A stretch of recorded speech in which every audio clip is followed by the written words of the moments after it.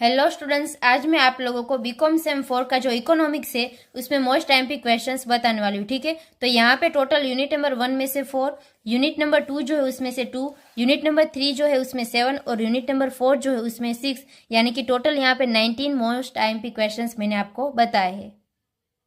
सबसे फर्स्ट है यहाँ पे, what are macro economics factors evaluate their impact on business for turns. ठीक है, એટલે કે સમગ્રલક્ષી આર્થિક પરિબળો કયા છે ધંધાકીય પ્રવૃત્તિના ભાવિ પર તેની અસરોનું મૂલ્યાંકન કરો। ठीक है, उसके बाद यहाँ पे सेकंड नंबर का है explain political environment four business, એટલે કે સમજાવવાનું છે ધંધા માટે રાજકીય પર્યાવરણ। ठीक है, उसके बाद यहाँ पे थर्ड नंबर का है write a short note on followings. First है यहाँ पे स्ट्रक्चर ऑफ इकोनॉमिक्स, એટલે કે અર્થતંત્રનું માળખું, और सेकंड है यहाँ पे political environment and role of the state, એટલે કે રાજકીય पर्यावरण અને રાજ્યની ભૂમિકા। ठीक है, उसके बाद यहाँ पे आगे फोर्थ नंबर का है explain the nature of an economic, એટલે કે અર્થતંત્રનું સ્વરૂપ સમજાવવાનું છે। उसके बाद फिफ्थ नंबर का है यहाँ पे discuss the impact of technology on different sectors, એટલે કે अर्थतंत्रना विविध क्षेत्रों पर टेक्नोलॉजी की असर चर्चो। उसके बाद सिक्स नंबर का है यहाँ पे explain policy of green dots and brown dots in India, એટલે કે સમજાવવાનું છે ભારતમાં લીલા ટપકા અને ભૂરા ટપકાની નીતિ। ठीक है, उसके बाद यहाँ पे आगे सेवंथ नंबर का है स्टेट ध benefit and problems of special economic zone, એટલે કે વિશિષ્ટ આર્થિક ઝોનના લાભો અને સમસ્યાઓ વર્ણવો। उसके बाद यहाँ पे 8 नंबर का है explain the export policy during ध प्लानिंग पीरियड, એટલે કે આયોજનકાળ દરમિયાન ભારત સરકારની નિકાસ નીતિ સમજાવો। उसके बाद 9th नंबर का है write a note on world bank, એટલે કે વિશ્વ બેંક પર નોંધ લખવાનું છે। उसके बाद 10th नंबर का है यहाँ पे explain import policy of India during planning period, એટલે કે આયોજનકાળ દરમિયાન ભારત સરકારની आयात नीति समझाओ। उसके बाद यहाँ पे 11th नंबर का है discuss the functions of world bank, state contribution of world bank in India's economics development, એટલે કે વિશ્વ બેંકના કાર્યોની ચર્ચા કરો અને ભારતના આર્થિક વિકાસમાં વિશ્વ બેંકનો ફાળો સમજાવો। ठीक है, उसके बाद 12th नंबर का है write a short note on role of world trade organisations in India's development, એટલે કે ભારતના વિકાસમાં વિશ્વ વેપાર સંગઠનની भूमिका पर टूंक नोंध लखो। ठीक है, उसके बाद यहाँ पे आगे हम लोग बढ़ते हैं। 13 नंबर का है write a note on new foreign trades policy 2009 से लेके 14 तक की, એટલે કે નવી વિદેશ વેપારની નીતિ પર ટૂંક નોંધ લખો। उसके बाद 14 नंबर का है what are the basic issues of agriculture development and agriculture policy, discuss main causes of low agriculture productivity in India, એટલે કે કૃષિ વિકાસ અને કૃષિ વિષયક નીતિના મૂળભૂત પ્રશ્નો કયા છે, ભારતમાં કૃષિની નીચી ઉત્પાદકતાના કારણોની ચર્ચા કરો। उसके बाद यहाँ पे 15 नंबर का है discuss the salient features of the industrial policy of 1991 of the government of India, એટલે કે ભારત સરકારની 1991ની ઔદ્યોગિક નીતિના લક્ષણો જણાવો। उसके बाद 16 नंबर का है explain benefits to India from WTO। ठीक है, એટલે કે સમજાવવાનું છે વર્લ્ડ ટ્રેડ ઓર્ગેનાઇઝેશન્સથી ભારતને થતા લાભો। उसके बाद 17th नंबर का है explain in detail the classifications of labour legislations. ठीक है, એટલે કે શ્રમ ધારાઓનું વર્ગીકરણ સવિસ્તર સમજાવો। उसके बाद 18th नंबर का है explain competitions commissions of India 2003, એટલે કે સમજાવવાનું છે 2003માં રચાયેલું ભારતનું હરીફાઈનું પંચ। उसके बाद 19th नंबर का है explain environment policy of India, એટલે કે સમજાવવાનું છે ભારતમાં पर्यावरण अंगेनी नीति। ठीक है, तो अभी यहाँ पे इकोनॉमिक्स में जितने भी मोस्ट टाइम पे क्वेश्चंस थे मैंने आपको बता दिए। तो बिजनेस लॉ है उसमें मोस्ट टाइम पे क्वेश्चंस बताने वाली हूँ। ठीक है, तो अभी यहाँ पे सबसे फर्स्ट यूनिट नंबर 1 जो है उसमें से 7, यूनिट नंबर 2 जो है उसमें से 8, यूनिट 3 में से 6 और यूनिट नंबर 4 जो है उसमें से 8। ठीक है, तो इस तरह से मैंने यहाँ पे मोस्ट टाइम पे क्वेश्चंस आपको बताए। ठीक है, तो सबसे फर्स्ट यहाँ पे right a note on surety. ठीक है, એટલે કે જામીન પર નોંધ લખવાની છે। उसके बाद सेकंड नंबर का क्वेश्चन है यहाँ पे explain the difference between general Linnean and particular Linnean. ठीक है, એટલે કે સામાન્ય લિયન અને ખાસ લિયન વચ્ચેનો તફાવત સમજાવો। ठीक है, उसके बाद यहाँ पे थर्ड नंबर का है define agency and describe the modes of creations of an agency and types of an agent. ठीक है, એટલે કે એજન્સીની વ્યાખ્યા આપી, એજન્ટની રચનાની રીતો અને એજન્ટના પ્રકારો વર્ણવો. ठीक है, उसके बाद आगे हम लोग बढ़ते हैं. 4th नंबर का है एक्सप्लेन करना है. फर्स्ट है उसमें राइट्स एंड श्योरिटी એટલે કે જામીનના અધિકારો. उसके बाद सेकंड है duties and rights of belly. ठीक है, એટલે કે બેલીની ફરજો અને अधिकारों समझाओ. ठीक है, उसके बाद 5th नंबर का है describe duties and rights of agent and principal. ठीक है, એટલે કે એજન્ટ અને મુખ્ય વ્યક્તિની ફરજો અને અધિકારો વર્ણવો. उसके बाद यहाँ पे 6 नंबर का है differentiate contract of indemnity and contract of guarantee. ठीक है, એટલે કે क्षतिपूर्तिનો करार અને બાંયધરીના करार વચ્ચેનો તફાવત લખો. उसके बाद 7th नंबर का है यहाँ पे explain similarities and differences between bailment and page. ठीक है, એટલે કે સમજાવવાનું છે બેલમેન્ટ અને ગીરો વચ્ચેનું સમાનતા અને તફાવત. ठीक है, उसके बाद 8 नंबर का है यहाँ पे explain alteration in clauses of memorandum of association. એટલે કે આવેદન પત્ર કલમોમાં ફેરફાર વિશે સમજાવવાનું છે. उसके बाद यहाँ पे 9th नंबर का है discuss the doctrine of indoor management with its exceptions. ठीक है, એટલે કે આંતરિક વહીવટના સિદ્ધાંત અને તેના અપવાદો ચર્ચો. उसके बाद यहाँ पे 10th नंबर का है डिस्क्राइब कॉन्टेंट्स. यहाँ पे ब्रैकेट में दिया है particulars reports and provisions of prospectus. ठीक है, એટલે કે વિજ્ઞાપન પત્રમાં સમાવિષ્ટ બાબતો તેમાં તેની વિગતો, અહેવાલ અને જોગવાઈઓ વર્ણવવાની છે. ठीक है, उसके बाद यहाँ पे 11th नंबर का है उसमें फर्स्ट है differentiate manage memorandum of association and articles of association. એટલે કે આવેદન પત્ર અને નિયમન પત્ર વચ્ચેનો તફાવત લખો. उसके बाद 2nd नंबर का है यहाँ पे describe procedures of formula private company. એટલે કે ખાનગી કંપનીની રચનાની વિધિ वर्णन करो. ठीक है, उसके बाद यहाँ पे 12th नंबर का है डिफाइन प्रोस्पेक्टर्स राइट. उसके बाद है right इसेंटियल्स requirement to issue prospectors. ठीक है, એટલે કે વિજ્ઞાન પત્રની વ્યાખ્યા લખો. विज्ञापन बाहर पाड़ती वक्त आवश्यक बाबतों जણાવો. ठीक है, उसके बाद यहाँ पे 13 नंबर का है right following matters on directors of company. उसमें फर्स्ट है डेफिनेशन, सेकंड है देयर अपॉइंटमेंट और उसके बाद थर्ड है यहाँ पे देयर डिस्क्वॉलिफिकेशंस. ठीक है, એટલે કે અહીંયા આગળ कंपनी डायरेक्टर पर नीचे जणावेल बाबतों लखवानी है. उसमें फर्स्ट है यहाँ पे व्याख्याओं, सेकंड है तेमनी निमणूक, उसके बाद थर्ड है यहाँ पे तेमनी गैरलायकात.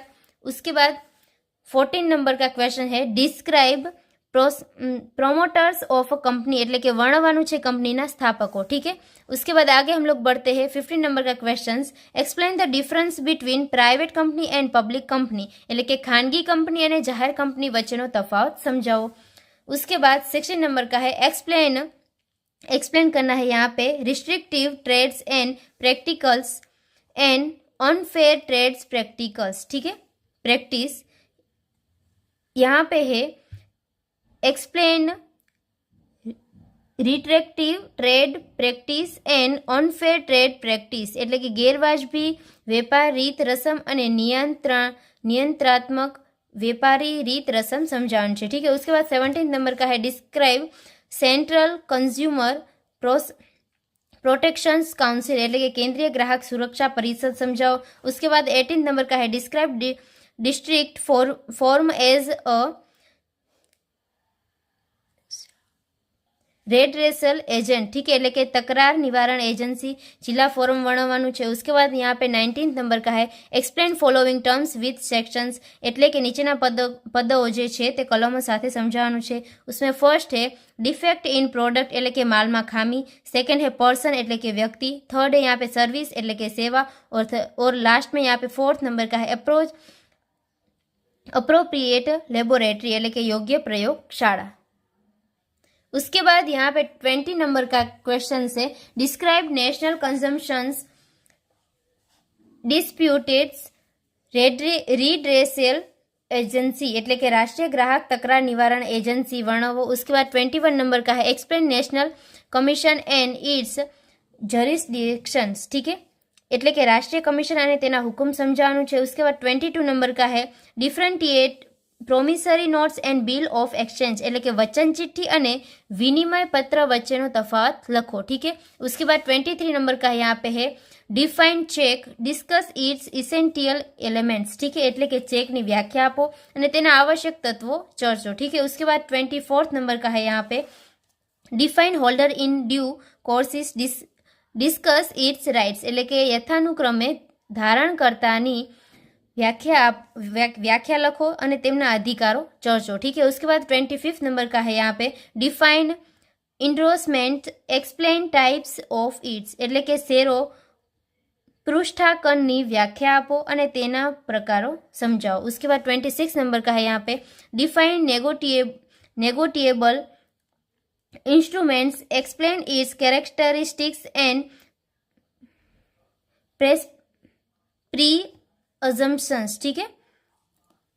એટલે કે ખતપત્રની વ્યાખ્યા આપે તેના લક્ષણો અને ધારણાઓ સમજાવો. उसके बाद यहाँ पे है 27 नंबर का है write difference between bills of exchange and cheque એટલે કે વિનિમય પત્ર અને ચેક વચ્ચેનો તફાવત સમજાવો. ठीक है. उसके बाद यहाँ पे 28 नंबर का है promissory note define and its elements એટલે કે વચન ચિઠ્ઠીની વ્યાખ્યા આપવાની છે અને તેના લક્ષણો સમજાવો. ठीक है. उसके बाद यहाँ पे 29 नंबर का है चेक के बारे में definitions types and modes of crossing એટલે કે ચેક વિશે વ્યાખ્યા આપવાની છે, પ્રકારો અને ક્રોસ કરવાની રીતો સમજાવવાની છે. ठीक है.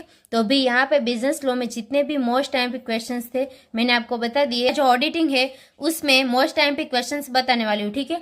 तो अभी यहाँ पे यूनिट नंबर 1 जो है उसमें से 12, यूनिट नंबर 2 जो है उसमें से 6, यूनिट नंबर 3 में से 5 और यूनिट नंबर 4 जो है यहाँ पे उसमें से 7, यानी कि टोटल 30 क्वेश्चंस मैंने मोस्ट टाइम पे बताए हैं. ठीक है.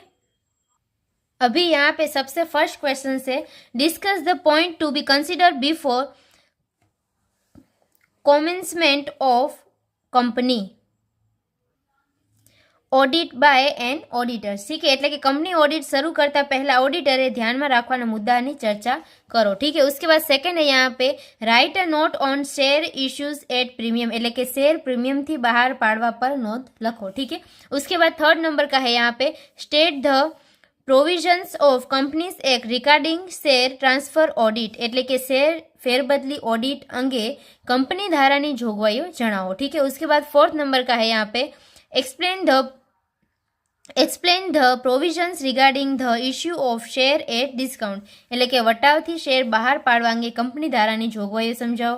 उसके बाद फिफ्थ नंबर का है यहाँ पे explain the investigations by the auditors regarding on interim dividend. ठीक है. એટલે કે વચગાળાના इंटरमीडिएट डिविडेंड है यहाँ पे. तो वचगाळाना डिविडेंड अंगे ऑडिटरे करवानी तपास समझाओ. उसके बाद 6 नंबर का है explain the provisions regarding the redemptions of preference share એટલે કે रिडीमेबल प्रेफरन्स शेर परत करवा अंगे कंपनी धारानी जोगवाईओ समझाओ. उसके बाद 7th नंबर का है यहाँ पे explain the provisions regarding the interest paid out of capital under section 208. ठीक है. એટલે કલમ 208 હેઠળ મૂડીમાંથી વ્યાજ આપવા અંગે કંપની ધારાની જોગવાઈઓ સમજાવો. उसके बाद यहाँ पे 8 नंबर का है write a short note on preliminary contract એટલે કે પ્રાથમિક કરારો પર નોંધ લખો. उसके बाद 9th नंबर का है explain about share for features and discuss the duties of an auditors regarding at its. ठीक है. એટલે કે શેર જપ્તી समझाओ અને તે અંગે ऑडिटरनी फरजों समझाओ. ठीक है. उसके बाद यहाँ पे आगे है 10th नंबर का explain about the shares issues for considerations other than cash and discuss the duties of an auditors about it એટલે કે રોકડ સિવાય અન્ય અવેજથી આપેલા શેરની સમજૂતી આપી તે અંગે ઓડિટરની ફરજોની ચર્ચા કરો. ठीक है.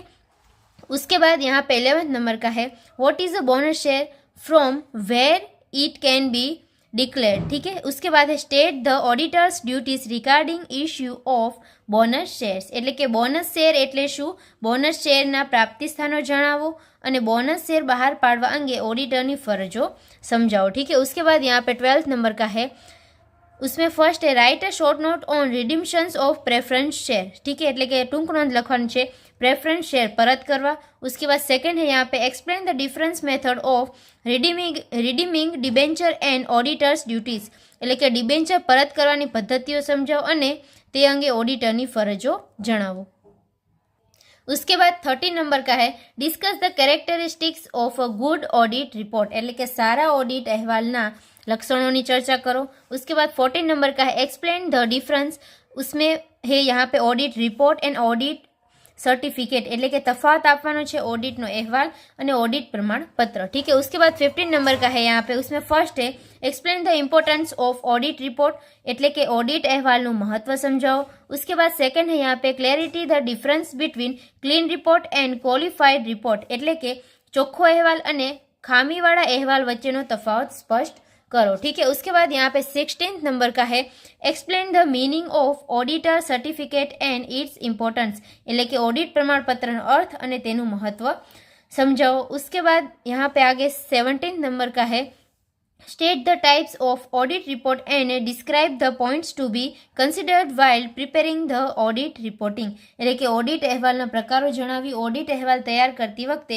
ધ્યાનમાં લેવાની બાબતોનું વર્ણન करो, ठीक है. उसके बाद यहाँ पे आगे बढ़ते हम लोग 18 नंबर का है what is a qualified report which circumstance it can be given, એટલે કે ક્ષતિયુક્ત અહેવાલ એટલે શું, કઈ કઈ પરિસ્થિતિઓમાં ક્ષતિયુક્ત અહેવાલ આપી શકાય.